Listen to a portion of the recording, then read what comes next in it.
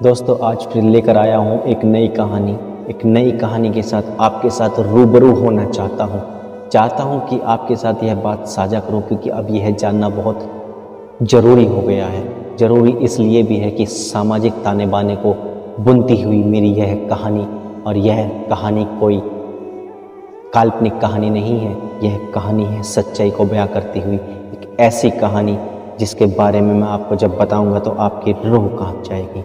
एक लड़की है, उसके बारे में यह एक कहानी है, गंभीर कहानी है, ऐसी कहानी जो आपको सोचने पर मजबूर कर देगी और आपको सामाजिक ताने बाने के बारे में सोचने पर यह मजबूर कर देगी कि क्या सच में हम अपनी बुनियादी संस्कारों को कहीं खोते जा रहे हैं, क्या उन्हें धूमिल करते जा रहे हैं, या फिर हमारे संस्कार अब वह नहीं रहे जो हमें हमारे बड़ों ने दिए थे। मेरी एक मित्र है, लेकिन उसकी एक छोटी सी कहानी है। कुछ सालों पहले उसकी शादी हो जाती है।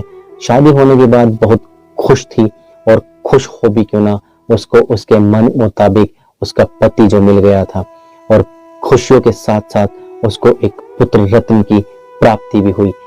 सभी चीजें बहुत अच्छी चल रही थी और साथ ही साथ उनके घरों में खुशियां भी बेतहाशा थी। लेकिन समय बीतता गया और बीतने समय के साथ साथ परिवारों के अंदर एक दूरियों का एहसास विद्यमान होने लगा। कारण था लड़के के माता पिता के अंदर एक अभिमान आ गया था। उन्होंने सोचा कि यह लड़की जो उनकी बहू है वह उनकी पर्सनल जागीर है, वह उनकी खुद की संपत्ति है, वह जैसे चाहेंगे वैसे उसको रखेंगे, और यही वजह से उसके घर के अंदर तब्दीली आनी शुरू हो गई। उसके माँ बाप ने चाहा कि हम इस लड़की को बांध कर रखेंगे। हाल ऐसा हो गया कि उसके लड़की के घर पर बातचीत करनी बंद करा दी गई, क्योंकि वह नहीं चाहते थे कि उनकी लड़की, उनकी बहू ज्यादा देर तक अपने घर परिवार में बातें करे। लड़की बहुत ज्यादा इमोशनल थी और मन ही मन घुटने लगी। घुटती भी क्यों ना, उसके परिवार के अंदर उसका था ही कौन, उसकी सिर्फ एक माँ, और माँ भी ऐसी कि उसके ना कोई बेटा था और ना ही कोई ऐसी दूसरी संतान, ना ही उसके पति जो उसके साथ रहते। माँ दिन पर दिन याद करती कि काश मेरा कोई बच्चा मेरे साथ रहता। और उन्होंने एक बात कही और वह बात मेरे दिल को छू गई। उन्होंने कहा कि हे भगवान, कभी किसी के घर लड़कियां पैदा ना हो। यह बात क्यों इतनी बड़ी लगी मुझे, वह इसलिए क्योंकि लड़का चाहे जितना भी नाकारा होता, कम से कम एक दिन के लिए तो उनके साथ रहता, उनके दुख सुख में उनका साथ देता। लड़की चाह कर भी कुछ नहीं कर पा रही थी। क्यों नहीं कर पा रही थी? क्योंकि वो भी बंधनों में बंध चुकी थी।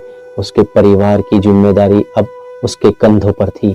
और यह आज के समाज की विडंबना है कि हम लड़के और लड़की में फर्क करते हैं, और यह फर्क इसलिए भी किया जाता है क्योंकि हम अभी भी उन्हीं बंधनों में बंधे हुए हैं। लड़कियों को वह आजादी नहीं दी जाती, वह कभी अपने माँ बाप का बेटा नहीं बन सकता। माँ इतनी परेशान हो चुकी है कि आज उनका यह कहना है कि काश हे भगवान मुझे उठा दे, और जिस दिन ऐसा होगा देख लेना कि उसकी संतानें आएंगी जरूर, लेकिन उसके क्रियाक्रम के लिए नहीं, उसके रोने के लिए नहीं, सिर्फ इसीलिए वो जवाई लोग आएंगे जरूर, उसकी अर्थी को कंधा देने के लिए नहीं, सिर्फ इसीलिए कि जो जायदाद, जो पैसा, जो सोना, जो भी कुछ वह छोड़ कर गई है वो सब वो आपस में बांट सके। कोई दर्द नहीं होगा, कोई दुख नहीं होगा, कोई तकलीफ नहीं होगी, कोई मरहम लगाने वाला नहीं होगा, कोई आंसू बहाने वाला नहीं होगा, कोई तकलीफ को समझने वाला नहीं होगा, और कोई दुख को बांटने वाला नहीं होगा। वह घर अब वीरान हो जाएगा, वह सब सूली चढ़ जाएगा। ये वो माँ हर दिन तड़पती है, हर दिन रोती है, हर दिन गिड़गिड़ाती है, हर दिन वह अपने आप से यह सवाल करती है कि क्यों मुझे अकेला छोड़कर चले गए। वो ऊपर वाले से यह सवाल करती है, अपनी किस्मत से सवाल करती है, पूछती है वो वो यह पूछती है कि मैं अकेली क्यों रह गई, इतने सालों से मैं अकेली क्या इसीलिए रह रही थी, क्या इतने सालों से मैं इसी उम्मीद के साथ जिंदा थी कि ये लोग मुझे पूछेंगे भी नहीं, मेरी बेटियों को, मेरे बच्चों को मुझसे मिलने नहीं दिया जाएगा, वो भी इसीलिए क्योंकि मेरे घर के अंदर सिर्फ मैं एक अकेली बुढ़िया हूँ।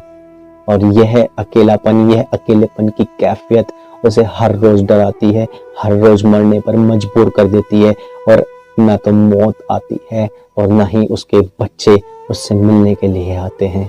यही विडंबना है कि एक अकेली औरत इस संसार के अंदर सिर्फ इसलिए बोझिल है क्योंकि अगर उसकी औलाद लड़कियां हैं तो उसे पालने वाला कोई नहीं है और वह घुट घुट कर जीने के लिए मजबूर है।